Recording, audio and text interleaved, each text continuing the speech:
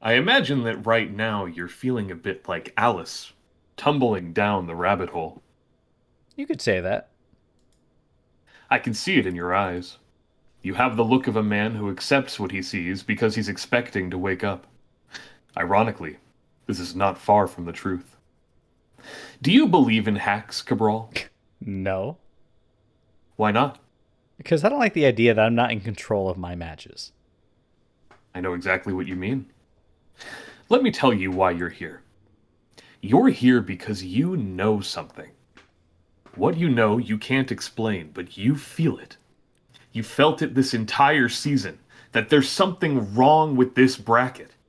You don't know what it is, but it's there, like a splinter in your mind, driving you mad. It is this feeling that has brought you to me. Do you know what I'm talking about? RNG? Do you want to know what it is? RNG is everywhere. It's all around us. Even now, in this very room. You can see it when you look at the spreadsheet, or when you boot up Discord. You can feel it when you build your teams, or when you scrim, or when you play your matches. It is the world that has been pulled over your eyes to blind you from the truth. What truth? That the numbers are random, Cabral. Like everyone else, you were born into group stage, born inside a division that you cannot smell, taste, or touch. A dream of playoffs only in your mind. Unfortunately, no one can be told what the RNG is. You have to see it for yourself. This is your last chance. After this, there is no turning back. You take the aqua pill, and the story ends. You wake in your bed and believe that Scoots won Season 8. You take the skull pill, and you stay in Wonderland. And I show you just how deep Shamal goes. What about Nick and Aurora? Who?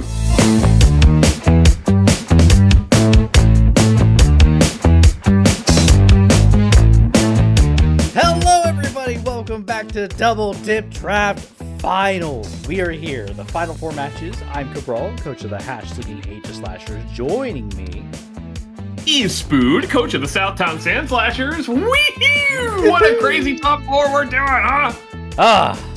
I cannot believe that Double Dip is actually just over at this point.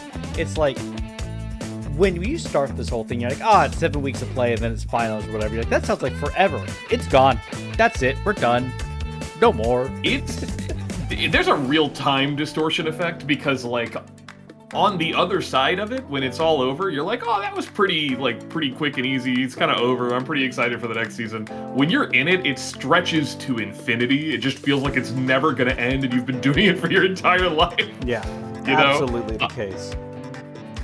But we are, in fact, on the other side of it, and making actually a rather timely top four analysis video, if you can believe it. Yeah, this is literally like, a couple days after? A few days after? This is Monday. We ran it on Friday, yeah. So just over the weekend. Christ died and rose in the time that we started with recording, so you know. True. That is 100% true. It was Easter weekend. Yeah. Or maybe, I think last was... No, Easter weekend was the previous week. Well, actually, hold on. Yeah. It's Orthodox. No, it was last week. Orthodox Easter is happening right now. Okay, sorry. Is Double Dip Draft an Orthodox league, do you reckon? You know what? I could see that. Absolutely.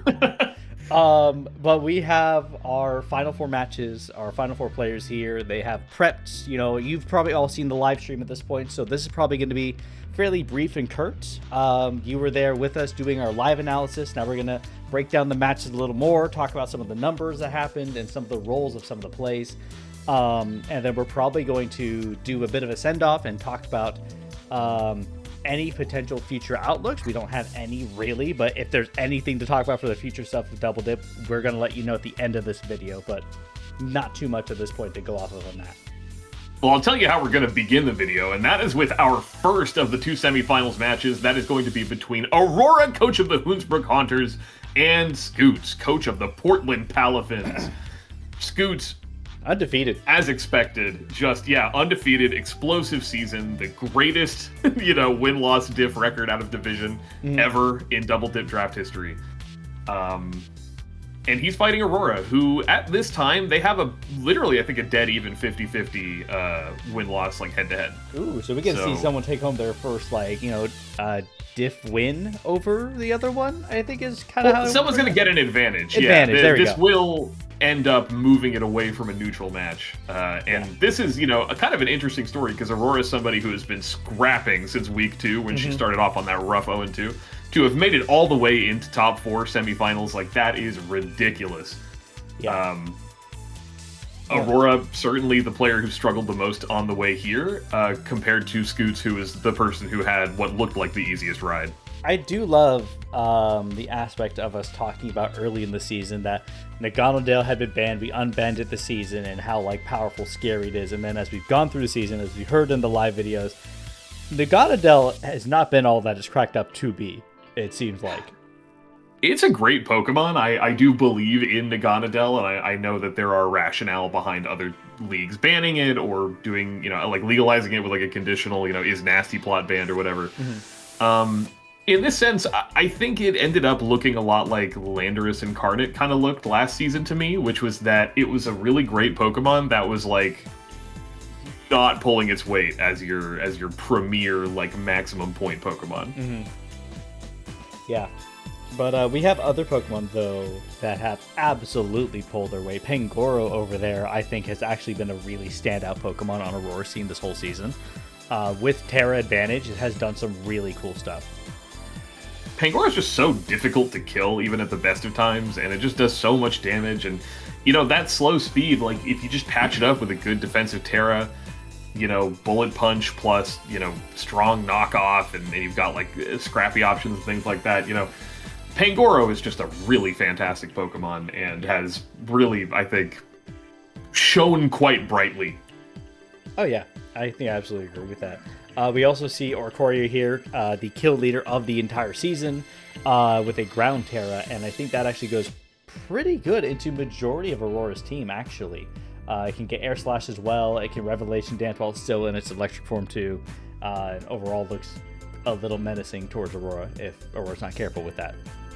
Yeah, that Terra Ground is really nice into something like Mawile and Terra Steel, Pangoro and Naganadel if it gets off like 1 or 2 Quiver Dances just to get ahead of like a Scarf reliably. And it's also got kind of the fringe benefit of, we saw a Terra Dark Oricorio into Illumise last week, which was really strong because it stuffed Prankster.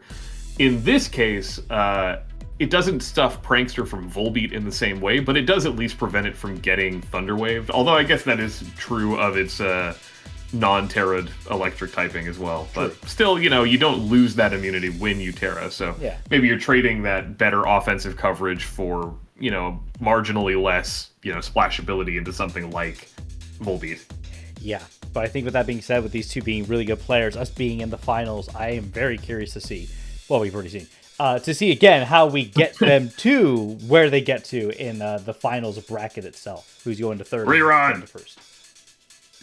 This turn 1 is so funny because there are just like a million different possibilities for what each could press. You could expect like a Fire Fang into a Ferrothorn Reed or a Volt Switch or a Reflect or a Swords Dance, and it just plays out in the most level 1 way possible, where it's just Thunderbolt and Flare Up like your strongest stab move. Yeah. And that's the thing when you get to this stuff. Like, these turns are going by quickly for us in the replay, but, during the live event, it takes time for a lot of these turns to happen because there's so many, like, what-ifs and moves that could be clicked or whatever it will be, right? Now we see Flamethrower, the Akaberry, into the explosion. That was custom made, obviously, to just trade with Naganadel, and that is so worth it, I think. Yeah, absolutely. I love that. The explosion strat is so good. There's a lot of little things that Pokemon do that sometimes just really good. Explosion's a funny thing. I actually love Pokemon like Slacking and like Regigigas for their niches, because some niches, they just work sometimes. Yeah.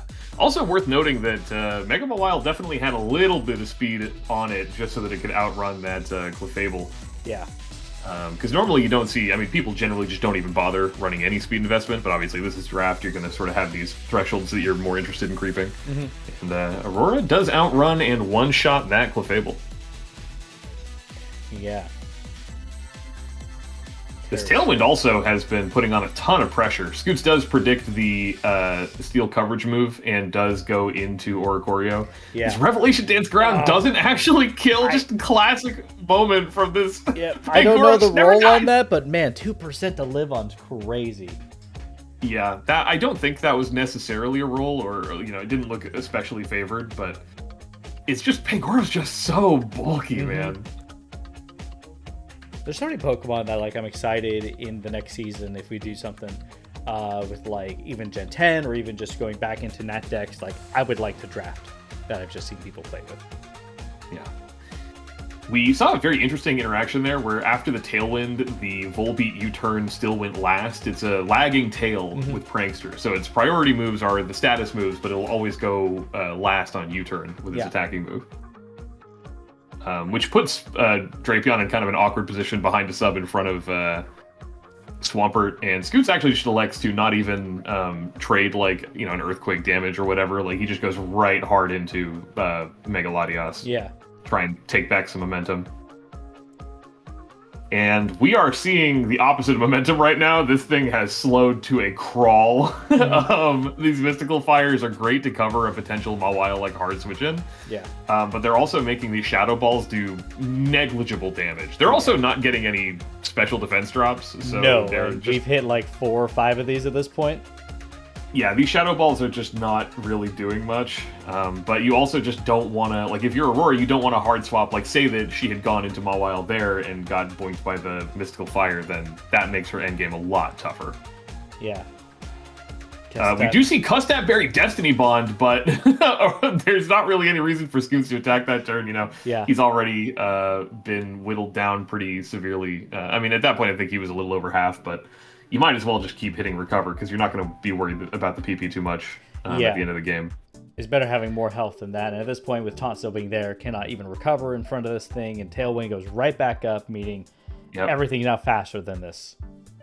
Yeah, at least Mega Mawile, we see this is actually what it was running that speed for. Not necessarily for Clefable, but to outrun Mega Latias in Tailwind. And that it does. No Sucker Punch mind games to be played. Just ends up being I click play rough, and I 90% of the time Mega Latias goes down, and we do not live in the timeline where that 10% activation happens, and Scoots falls to Aurora, his first loss of the season. Yeah, but it's still a really close match. A couple little things done differently, and it could have gone the other way, and that's what you get when you're in these finals and the top fours. It's a lot of, again, people just thinking about what someone else could click and then sitting and waiting to see what someone actually does with their moves. It's just funny, right? Some of these turns, like I said, the turn one especially, there's such a web of potential play and counterplay. There's so much pressure being exerted. You don't want to let Mega Mawile Mega Evolve and then Swords Dance and then do that in front of your Reflect, because then it can, hit something really hard with a play rough on the switch-ins. But, if you Volt Switch or just hard switch into something like Ferrothorn, then you're risking getting blown up by a Fire Fang, especially if you need that for your Naganadel trade. So there are a lot of things informing that turn one that are very complicated, and it just... all you really see in the replay is I hit Thunderbolt, you hit Play Rough, and I think that's just very silly, but it just speaks to, there's a layer of depth that you don't see expressed in the replay all the time. Yeah. And that's why you should go check out the live event, because we have some live coverage that's really fun with all that stuff. Yes, that will be going up either right before or right after this. Yeah. So if you're interested in watching that, I highly encourage you to do so. Yeah, but in the meantime, we're going to keep moving on. We have our other match here in finals. We got White Loaf of the... I almost said Loaf-Filled Lanterns. Bayou Bellibolts against Shamal of the Golden Gate Gibles. Both of them making pretty far with, I believe I was talking about in live that Nick had been here one other time way back when in a... It wasn't Pokemon Spowdown, was it? It was a single zip? It was season 2 of Double Dip. Okay. He made it to 4th in season 2 of Double Dip, and he also made a very deep run in one of the... It was a Pokemon Spowdown reunion tournament. That's what I was where thinking. He ran through... It was a single bracket of all of our best players. I think it was literally Scoots, IDM, Aurora, other people, all of our best players in a row, and Nick just beat everybody, and took that through winners. So Nick definitely has moments where he can just completely lock in and just channel the beast, and he's definitely had to do that on his playoffs run. Obviously, he beat me round 1 and then beat Bananas round 2, and that is no small feat. Yeah. Comparatively, Shamal has gone through Menma, who was looking really strong out of Rocket Division, and then he took out Vincent, which that was a very like lopsided sort of weather war matchup. Yeah.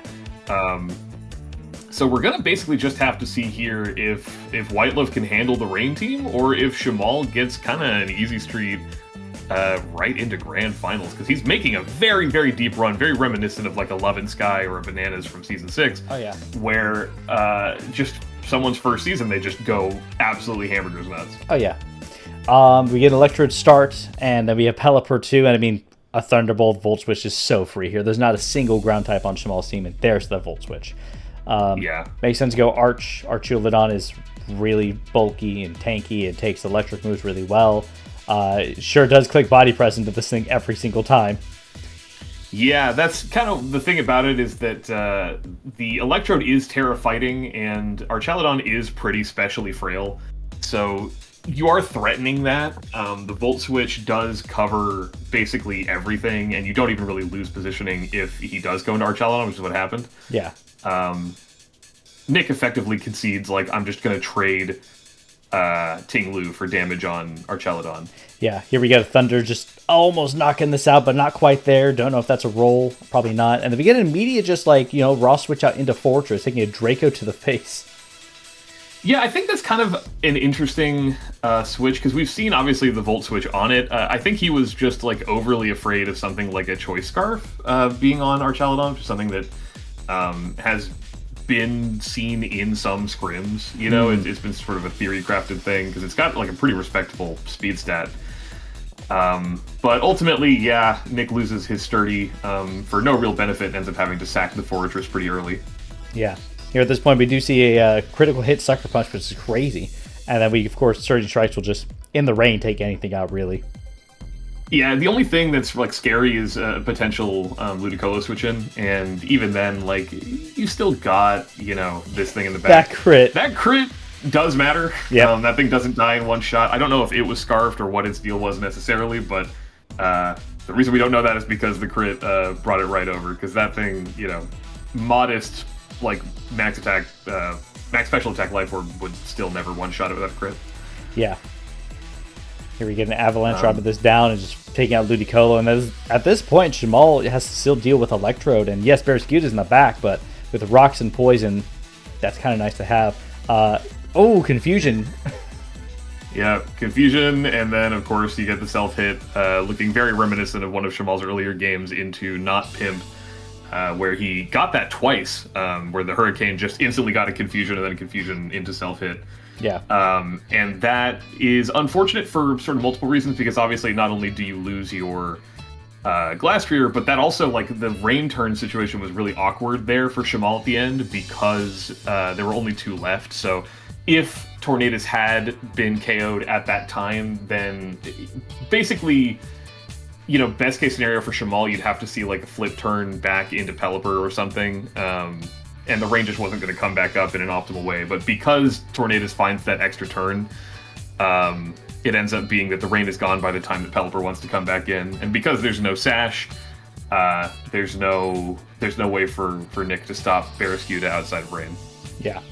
And that's Shamal taking it. The Confusion playing such a big role for Nick not moving forward. Yeah, I mean, I think you gotta like play to your outs. Shamal recognizes that in that moment, the best case scenario for him looks like I hit Hurricane, you self damage and Confusion, and he finds exactly what he needs.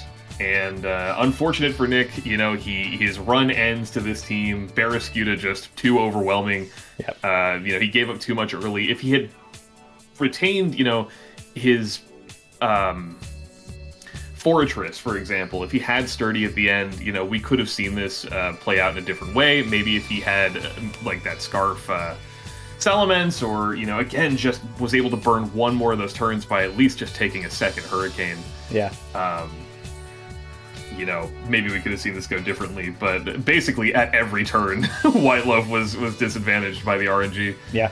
And Shamal just kept it cool, played a very straightforward game, and got his game pieces where he needed them to be, and that is Shamal making it all the way to grand finals on his very first season of Double Dip. But before grand finals, we got to get to our third and fourth place placement match. Wow, I cannot speak today. We got Nick and Scoots back up to bat. We get to see who gets third place, who gets fourth place. And we've gone over their teams before and talked about them as players. They're both really good players to make it this far. And the teams are fairly solid. We do see a little Marowak come out for once, and we do see Blacephalon. Haven't seen that a lot this season, I feel like.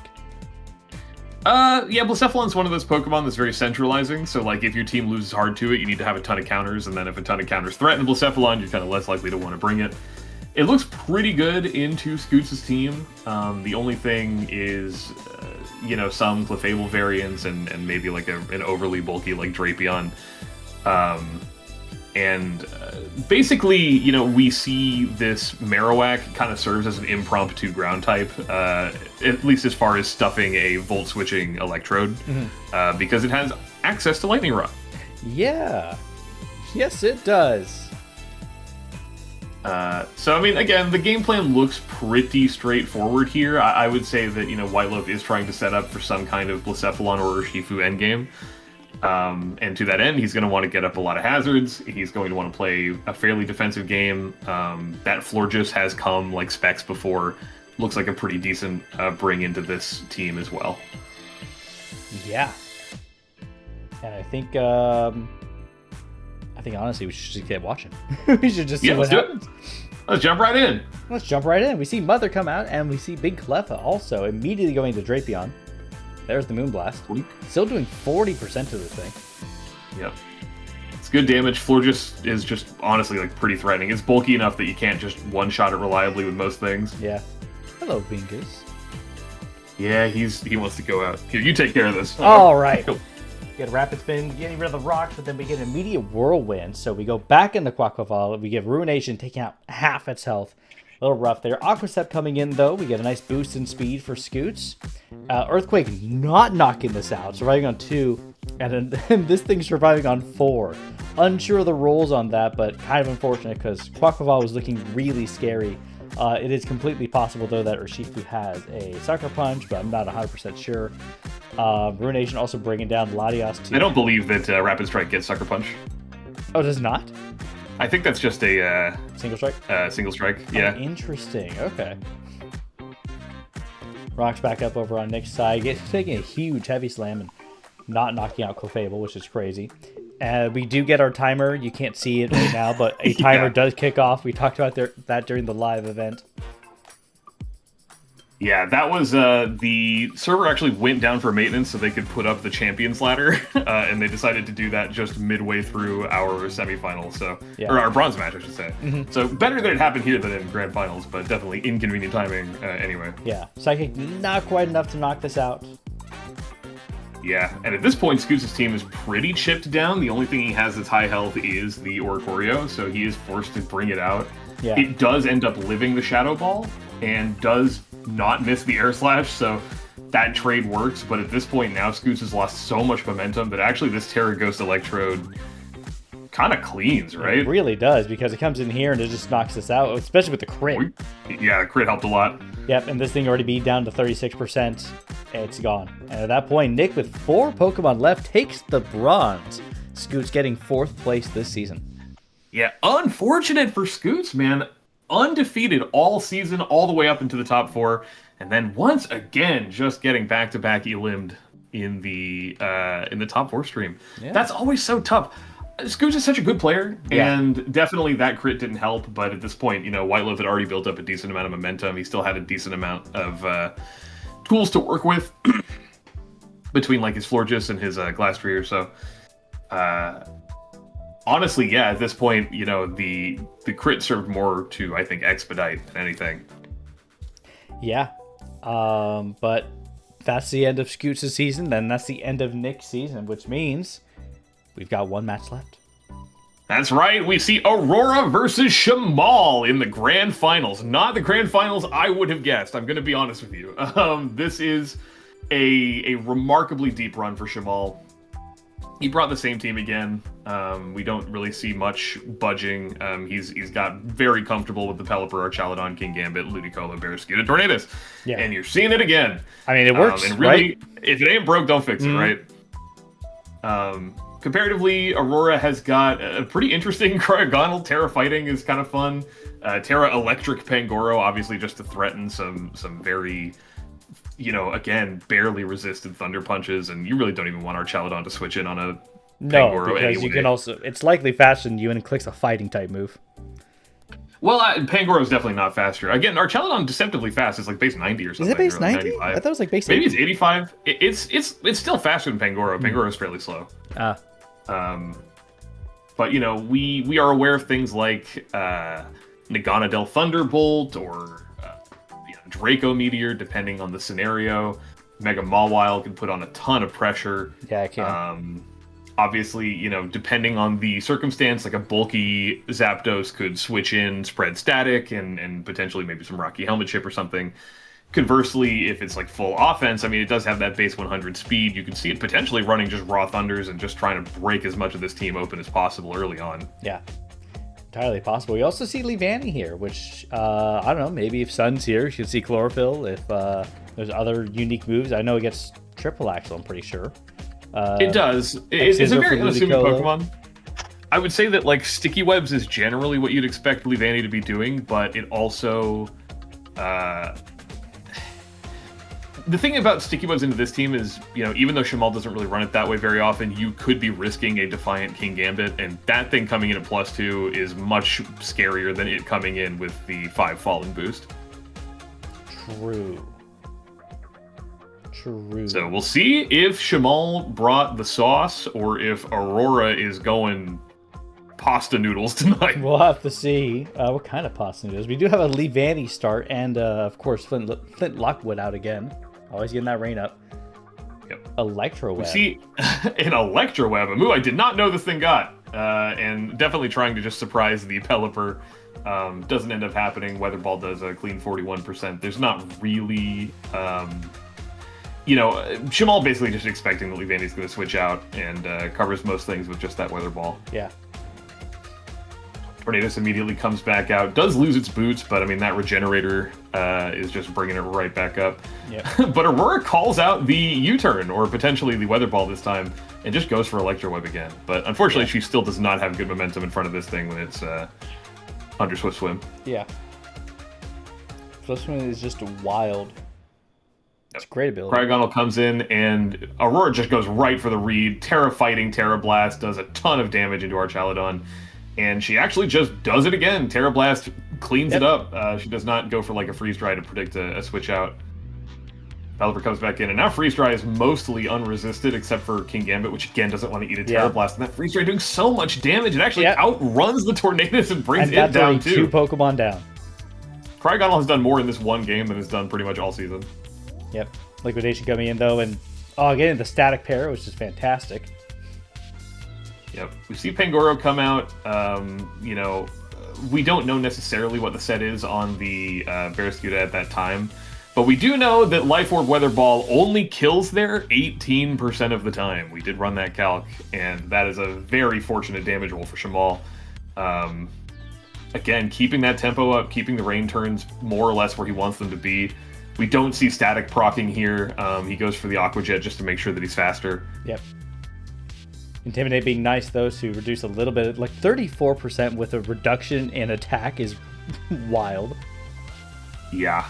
I mean, that's the rain diff. Although at this point, it's a really awkward 2v2. Aurora does expect a Weather Ball type coverage to come out. She doubles back into Mawile on the King Gambit switch in. She could potentially have fighting coverage to threaten this thing.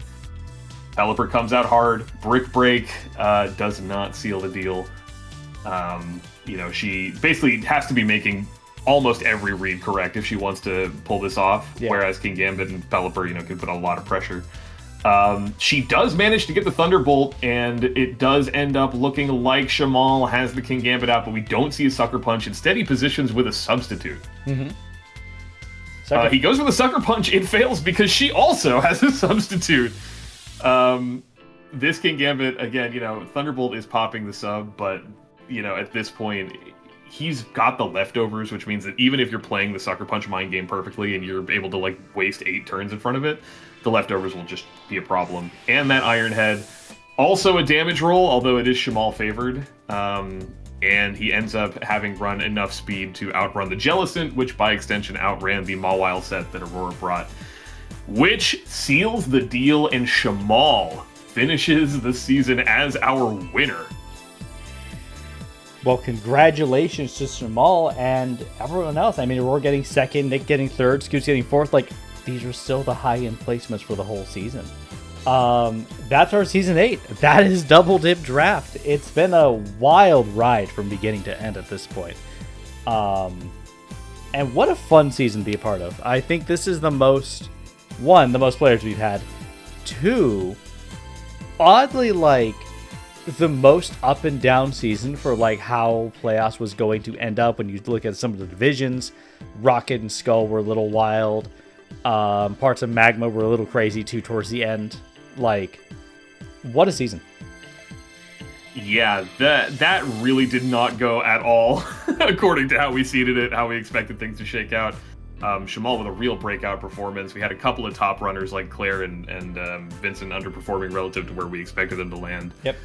Had some other players come and do really well. Bick played really well this season. Oh, true. Bick was looking very threatening. Someone who I could have very easily seen going all the way to this top 4 or even to grand finals had he not just missed that triple axel into Aurora. I mean, really, there were a lot of threatening players, a lot of new players that scraped right into top 4, or well, not in top 4 necessarily, but like, a lot of people made it into playoffs that we didn't necessarily expect. And of course, Rocket, that whole situation over there, Rocket situation is crazy. Yeah, but I think we're mostly done here at this point. Everything's been taken care of in the Discord. If you've gotten dippies, I believe those have been shipped out and taken care of. Yep. If you're a participant, then there's nothing more to really do. If you want to catch all the recaps on our YouTube channel here, you can absolutely do that. If you want to go through see the other seasons of Double Dip, you can do that here as well. All the information has been updated. If you want to take a look at the True Rank? Power Ranking, thank you. Then that's also over on the Double Dip documentation. You can go to Google Drive and find all that information there. And things have shifted. There's a link in the description as well. Yeah. Yeah, things have shifted around substantially. Yeah, very explosive season. Notably now Scoot's #1 player, just by virtue of essentially having a really strong season and IBM having sat this one out. Scoot's got a pretty narrow edge in true skill rating. Other things, we saw Bananas basically stay firm, but his relative position and true skill rating went up. Aurora moved up. Vincent dropped down by 1. I dropped down by 2. True. I mean, a lot of people, I dropped down by 2. But again, it's like basically Bananas goes. So Bananas was at the same rank that he is now before, but my rank relative to his rank went down because he effectively took my spot and then Shamal pushed both of us down. Yeah. There's also like 7 new players or something there. There are a substantial amount of new players. And we saw a handful of players get squeezed off the bottom because they passed that 2-season inactivity threshold. Yep. But please go check out all that stuff. And for now, I think that's roughly it for Double Dip Draft. We will eventually be back at some point with another season, Season 9, maybe an off-season, but we don't do a lot of coverage of off-season stuff. Yeah, I would expect the YouTube channel to be not doing anything until Season 9, whenever that rolls around. And we'd like it to not have as long of a gap as this one was from the previous season, Season 7. But, we also need a lot of time between these. They take a lot of effort to run, cost a decent amount of money, and, and it demands a lot out of people, right? Yeah. Not just from an organizational perspective, but the players have to give a lot of themselves, It's a commitment. So it is a commitment, and we're excited to be on the other side of it. Everybody gets to relax. Once you edit this video, you're done. Yay! And, yeah, so thank you all so much for joining us this season. Thank you, Cabral, for hosting. Yeah, thank you for hosting and running all this stuff. It's things like this that would not be the same without you whatsoever. Oh, shucks. Yeah. Well, we all contributed. We're all things that double we dip. contributed. Well, truly, we are double dip. Goodbye, everybody. Goodbye. We're dipping out. Doubly.